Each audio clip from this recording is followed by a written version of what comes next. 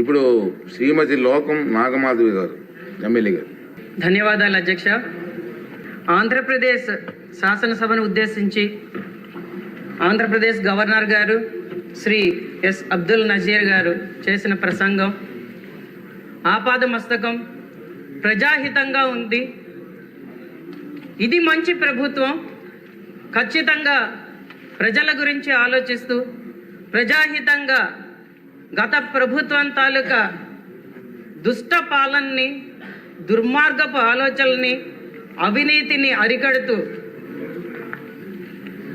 నిత్యం పేదరికం నిర్మూలన కోసం, స్వర్ణాంధ్ర నిర్మాణం కోసం పయనించే దిశగా మన ముఖ్యమంత్రి వర్యులు నారా చంద్రబాబు నాయుడు గారు మరియు ఉప ముఖ్యమంత్రి వర్యులు పవన్ కళ్యాణ్ గారి పగ్గాలు చేపట్టి ఆంధ్రప్రదేశ్ని ఖచ్చితంగా మా కోసం అందంగా తీర్చిదిద్దుతారన్న దిశగా ఈ పరిపాలన సాగుతుందని ప్రజలు నమ్మే దిశగా ఈ ప్రసంగం అంతా కూడా సాగింది అధ్యక్ష. మీరు చెప్పినట్టుగా నిన్న సభలో వారి ప్రవర్తన చాలా అసహ్యంగా ఉంది. ప్రజలందరూ కూడా దాని గురించే మాట్లాడుతూ ఆయనకి ప్రతిపక్ష హోదా ఎలా వస్తుంది, గత అసెంబ్లీ సెషన్స్కి రాలేదు, ప్రజల గురించి పట్టించుకోలేదు, ఈ 9 నెలల్లో ఏ రోజు ప్రజల గురించి ఆలోచించలేదు, మళ్ళీ రాష్ట్ర గవర్నర్ గారు చేస్తున్న ప్రసంగాన్ని అడ్డుపడుతూ ఖచ్చితంగా మళ్ళీ ఇంకొకసారి ఒక జోకర్గా ఆయన మిగిలాడని ప్రజలు ఈరోజు చెప్తున్నారు అధ్యక్ష. ఒక శాసన మండలిలో సభ్యుడిగా ఉన్న ఒక ఎమ్మెల్సీ నిన్న మీడియా ముందుకు వచ్చి పవన్ కళ్యాణ్ గారు ఎక్కడా కనిపించలేదు అని మాట్లాడడం చాలా అసహ్యంగా ఉంది అధ్యక్ష. ఇవన్నీ కూడా ప్రజలు ఖచ్చితంగా గమనిస్తున్నారు. ప్రజలైతే దాని గురించి వాళ్ళని పట్టించుకునే దిశగా లేరు. ఇంకా వాళ్ళ బిహేవియర్ అలాగే కంటిన్యూ అయితే అధ్యక్ష 29లో 11 సీట్లు కూడా రావు అధ్యక్ష వాళ్ళకి. అది మటుకు అక్షర సత్యం అధ్యక్ష.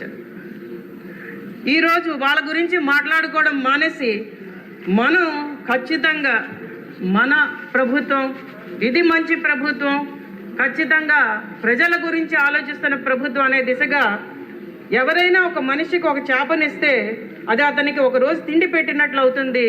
అదే మనిషికి చేపలు పట్టడం నేర్పితే జీవితాంతం తిండి పెట్టినట్లు అవుతుంది అన్న మన గౌరవ ముఖ్యమంత్రి గారి సూక్తిని నిన్నను మన గవర్నర్ గారు చెప్తున్నప్పుడు ఖచ్చితంగా ప్రజలందరూ ఒకటే ఆలోచిస్తున్నారు అధ్యక్ష. ఎందుకంటే ప్రభుత్వ రాష్ట్ర ఆర్థిక పరిస్థితిని దృష్టిలో ఉంచుకొని ఒక గౌరవ ముఖ్యమంత్రి ప్రతి అడుగు వేయాలి అధ్యక్ష. గత ప్రభుత్వంలో అది ఎక్కడా కనిపించలేదు అధ్యక్ష. ఖచ్చితంగా రాష్ట్ర ప్రభుత్వ నిధులని దుర్వినియోగపరుస్తూ రాష్ట్రానికి అప్పుల భారం పెంచుతూ ప్రతి పని గత ప్రభుత్వం చేసిందనడానికి మనం చాలా శ్వేతపత్రాలు రిలీజ్ చేసాం. దాని గురించి కూడా మన శాసనసభలో కూలంకషంగా చర్చలు కూడా జరిగాయి అధ్యక్ష. కాబట్టి ఇప్పుడు మన ప్రభుత్వం చేసే ప్రతి ఆలోచన, అలాగే కేంద్రం తాలూకా పథకాలన్నింటినీ జోడించుకుంటూ రాష్ట్రాన్ని అభివృద్ధి పదంలోకి తీసుకువెళ్ళే ఆలోచన విధానం ఖచ్చితంగా మనం ఇది స్వర్ణాంధ్ర నిర్మాణానికి పునాదులు వేస్తున్న అనడంలో ఎటువంటి సందేహం లేదు అధ్యక్ష. అలాగే అధ్యక్ష,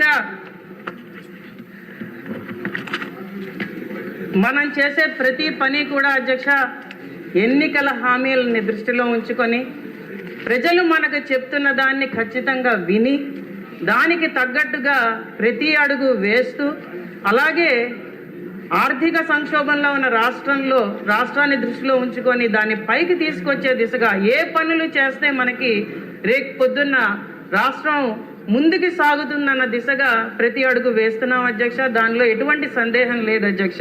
అది ఈ ప్రసంగంలో ఆపాదమస్తకం మనకు కనిపించింది అధ్యక్ష. అలాగే మనం ముఖ్యంగా చెప్పుకోవాల్సింది ఏంటంటే సంక్షేమంతో కూడిన అభివృద్ధి మనం మన రాష్ట్రానికి అందిస్తామన్న దిశగా ప్రతి అడుగు వేస్తున్నాం అధ్యక్ష. అందులో ముఖ్యంగా నేను చెప్పదలుచుకున్నది పల్లె పండుగ. మన గౌరవ ఉప ముఖ్యమంత్రి వర్యులు పవన్ కళ్యాణ్ గారి పంచాయతీరాజ్ శాఖ ద్వారా మనం ఆగస్టు 23వ తారీఖున గ్రామ సభలు నిర్వహించాం. ఇంతకు ముందెన్నడూ లేని విధంగా గత 5 సంవత్సరాల గ్రామ సభ అన్న పదాన్నే మర్చిపోయారు అధ్యక్ష ప్రజలు. అలా కాకుండా గ్రామ సభలు నిర్వహించే అన్ని పంచాయతీల్లో ఏ పనుల ద్వారా మనం గ్రామీణాభివృద్ధి సాధ్యమవుతుందన్న దిశగా దాని తీర్మానాలు చేసుకొని దానికి తగ్గట్టుగా నిధులని సుమారు 4,500 కోట్ల రూపాయల నిధులని పంచాయతీల కోసం విడుదల చేయడం అయింది అధ్యక్ష. దానిలో అతి ముఖ్యంగా మనం మాట్లాడాల్సింది తుఫాను సమయంలో కూడా గిరిజన ప్రాంతానికి వచ్చి రోడ్ల శంకుస్థాపన చేసిన మన ఉప ముఖ్యమంత్రి వర్యులు పంచాయతీరాజ్ చొరవతో ఈరోజు డోలీ కష్టాలైతే ఖచ్చితంగా తీరాయని గిరిజనులు భావిస్తున్నారు అధ్యక్ష. మొట్టమొదటిసారిగా శ్రీకాకుళంలో పూర్తి చేసిన రోడ్డు మీద ఒక అంబులెన్స్ ఒక గర్భిణీ స్త్రీని రికార్డు టైంలో 8 నిమిషాల్లో ఆసుపత్రికి చేర్చింది అధ్యక్ష. అది మనం సాధించిన ఘనత అధ్యక్ష. ఎవ్వరూ వినని కష్టాలని మన ప్రభుత్వం వింటున్నది అధ్యక్ష. ఈరోజు ఖచ్చితంగా దాన్ని చేసే దిశగా తీసుకెళ్తున్నారు అధ్యక్ష. ఎక్కడ చూసినా బురద, ఎక్కడ చూసినా మురికి, ఎక్కడ చూసినా గుంటలు, యాక్సిడెంట్స్, వీటన్నింటినీ దృష్టిలో ఉంచుకొని ఈరోజు మనం పల్లె పండుగ చేసుకొని రోడ్ల నిర్మాణం చేపట్టి సుమారు 4,500 కిలోమీటర్ల సీసీ రోడ్ల నిర్మాణం చేసుకున్నాం. అలాగే తార్ రోడ్లను నిర్మాణం చేసుకుంటున్నాం.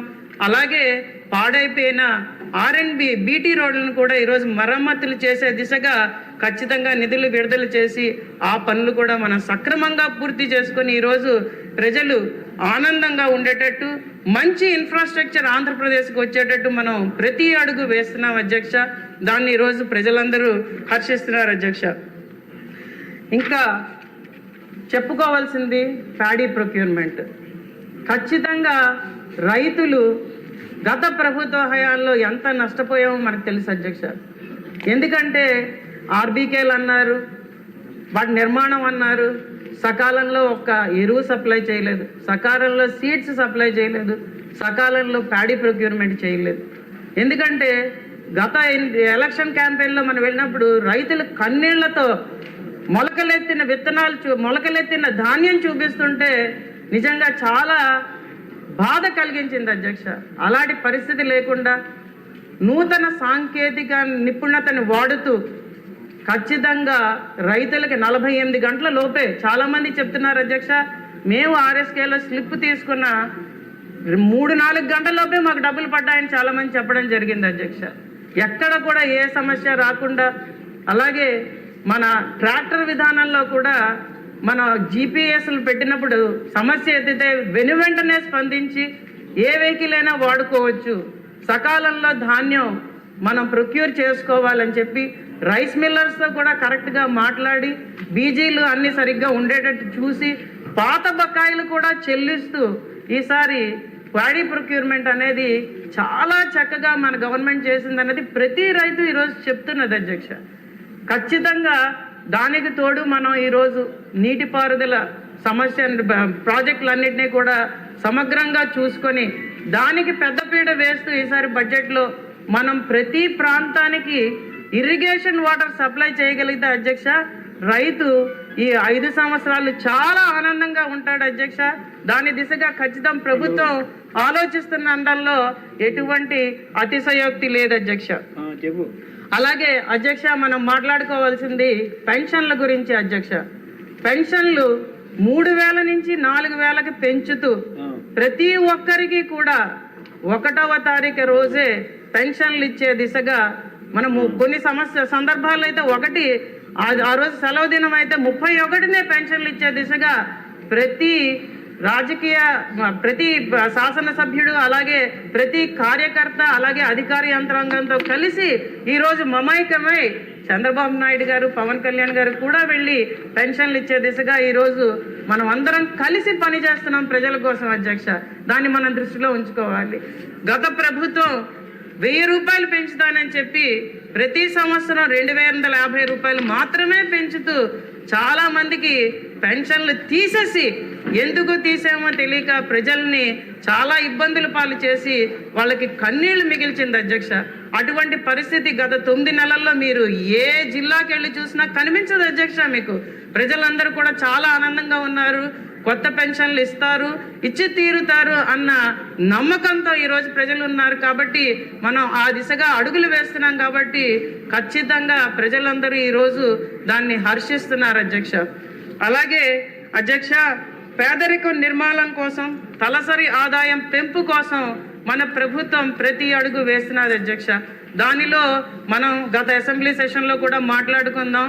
దానిలో మహిళా సాధికారత, అలాగే ఎస్హెచ్జీలను వాడి మనం మహిళా సాధికారత దిశగా ఖచ్చితంగా మహిళల్ని మనం సపోర్ట్ చేస్తూ ఈరోజు వాళ్ళని పారిశ్రామికవేత్తలుగా తీర్చిదిద్దే దిశగా కేంద్ర పథకాలని అందుబాటులోకి తీసుకొస్తూ మనం చాలా పనులు చేస్తున్నాం అధ్యక్ష.